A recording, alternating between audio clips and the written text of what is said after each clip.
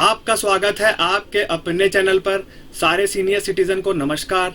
Senior citizen सारी जिंदगी मेहनत करते हैं और देश की जीडीपी में सबसे ज्यादा कंट्रीब्यूशन करते हैं। सीनियर सिटीजन क्या किया करते थे, अगर उनका एफडी इंटरेस्ट के ऊपर टीडीएस कट जाया करता था पुराने एक्ट के हिसाब से, वो टीडीएस बचाने के लिए क्या किया करते थे, फॉर्म 15H फाइल किया करते थे।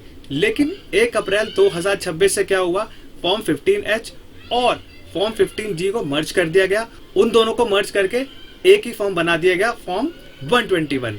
आज के वीडियो में हम लोग सीखेंगे एक सीनियर सिटीजन फॉर्म 121 को कैसे फाइल करेंगे अगर उनको एफडी इंटरेस्ट के ऊपर टीडीएस बचाना है। तो दोस्तों, मैं हूं कशिश from tax and accounts burner, जहां हम बात करते हैं अकाउंटिंग, टैक्सेशन और फाइनेंसेस की। चलिए शुरू करते हैं। आइए अब हम सीख लेते हैं कि एक सीनियर सिटीजन को फॉर्म 121 कैसे फाइल करना है।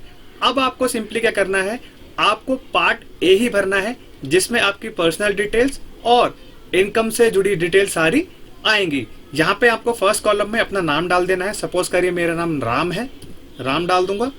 अब नेक्स्ट में आपको अपना एड्रेस डाल देना है। नेक्स्ट कॉलम में आपको अपना पैन नंबर डाल देना है और चौथे कॉलम में आपको स्टेटस यहाँ पे क्या डालना है, स्टेटस में आपको यहाँ पर डालना है इंडिविजुअल। अगर आप एक सीनियर सिटीजन है तो आप इंडिविजुअल ही होंगे, तो यहाँ पे इंडिविजुअल डाल देंगे। रेसिडेंशियल स्टेटस में आपको इंडियन डाल देना है। अब दोस्तों 5A में यानी कि 5A में आपको क्या करना है, अगर आप एक रेसिडेंट इंडिविजुअल है और 60 साल से ऊपर है आपकी एज, यानी कि हम लोग सीनियर सिटीजन के लिए सीख रहे हैं, हम यहाँ पे यस कर देंगे, यानी कि यस यहाँ पे आ जाएगा। नीचे 7वें कॉलम में आपका कॉन्टैक्ट नंबर में यहाँ पर कंट्री कोड 91 आ जाएगा और यहाँ पे आपका कॉन्टैक्ट नंबर आ जाएगा। अब 8वें में आपको यहाँ पे डालना है कि आपका जो टैक्स ईयर है, टैक्स ईयर अभी आपका स्टार्ट हुआ है, यानी कि अप्रैल का महीना ही चल रहा है 26 और 27 का, तो यहाँ पर आप 26 और 27 डाल देंगे। अब दोस्तों आपको यहाँ पर केयरफुल होकर अपनी सारी की सारी डिटेल्स डालनी है। डिटेल्स ऑफ इनकम के अंदर 9 पॉइंट में वो बात कर रहा है नेचर ऑफ इनकम। अब दोस्तों मैंने आपको पुराने वीडियो में भी बताया था कि नेचर ऑफ इनकम आपको यहाँ पर 5A से लेके नीचे तक बहुत सारे यहाँ पर आपको इनकम्स दे रखी है जिसके ऊपर आपका यहाँ पर टीडीएस कटने वाला है। नेचर ऑफ इनकम में आपको वो दिखाना है, अगर सपोज करिए आपकी बैंक में एफडी है और वहां से आपको इंटरेस्ट मिल रहा है तो यहाँ पर क्या करेंगे 5E आपको दिखाना है। यानी नेक्स्ट हम बात करते हैं estimated income for which declaration is made. अब दोस्तों सपोज करिए मैं पीएनबी में देने जा रहा हूँ। पीएनबी में मैंने एफडी करवा रखी है 8 लाख रुपए की 7% के हिसाब से, तो 8 सत्ते 56,000 मेरा यहाँ पर इंटरेस्ट बन रहा है, जिसके लिए मैं क्या कर रहा हूँ, ये फॉर्म भर रहा हूँ। 56,000 रुपए मेरी इनकम है। 11 कॉलम में बात कर रहा है details of form number 121 other than this form filed during the tax year. अब यहाँ पे सपोज करिए आपने इससे पहले कोई भी फॉर्म नहीं भरा है, तो यहाँ पर क्या करेंगे 11A में 0 डाल देना है, क्योंकि आप ये पहला फॉर्म ही भरने जा रहे हैं तो 0 डाल देंगे यहाँ पे, अगर कोई इससे पहले फॉर्म नहीं भरा है तो।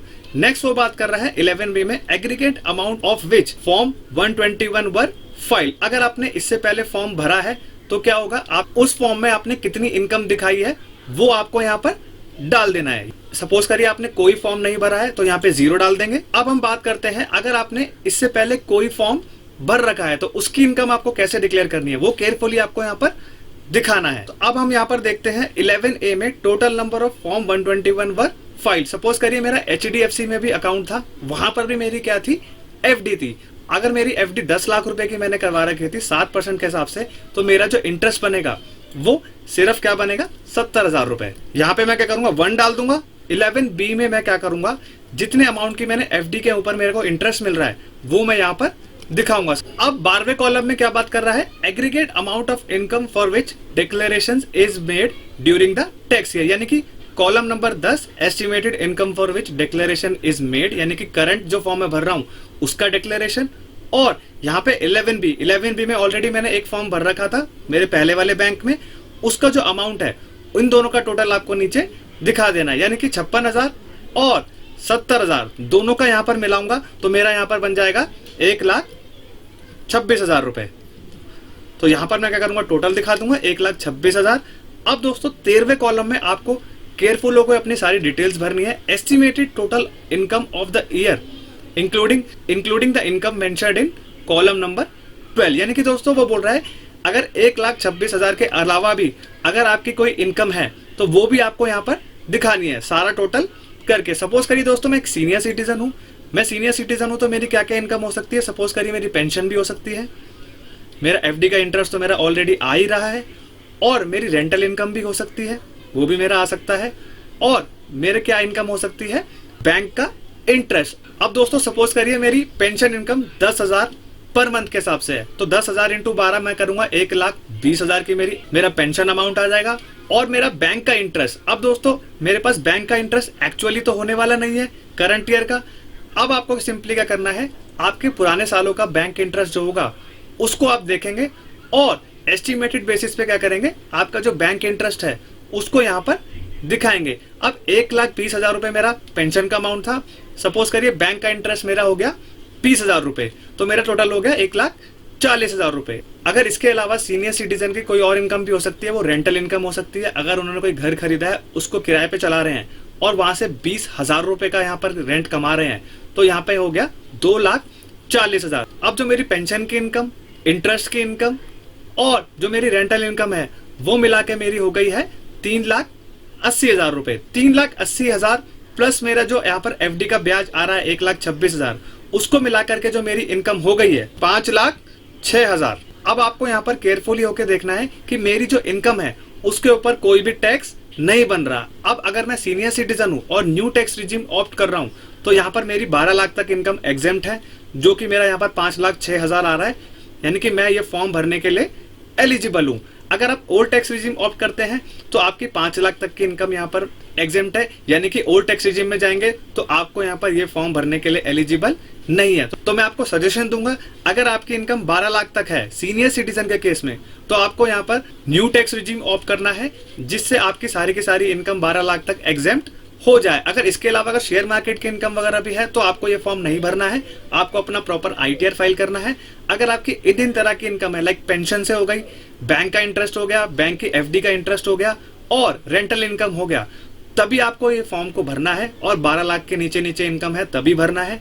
नेक्स्ट आपको यहाँ पर भरना है 14वें कॉलम में detail of last of the ITR filed for the previous 2 tax year. अब यहाँ पे हमारा जो टैक्स ईयर आएगा, पुराने असेसमेंट ईयर हमारे चल रहे हैं, अगर मेरे पुराने असेसमेंट ईयर की आईटीआर फाइल्ड है तो यहाँ पे उसकी डिटेल डाल देंगे, यानी कि असेसमेंट ईयर फाइल हुआ, सपोज करिए असेसमेंट ईयर आपका हुआ यहाँ पर 25-26 और 24-25, तो यहाँ पे क्या करेंगे 25-26 और यहाँ पे क्या करेंगे असेसमेंट ईयर 24 और 25, दोनों का यहाँ पर एक्नॉलेजमेंट नंबर डाल देंगे, कितनी इनकम आपने दिखाई वो डाल देंगे। नीचे आपको सिंपली क्या करना है, अपना नाम डाल देना है राम, और यहाँ पे अपना पैन नंबर डाल देना है।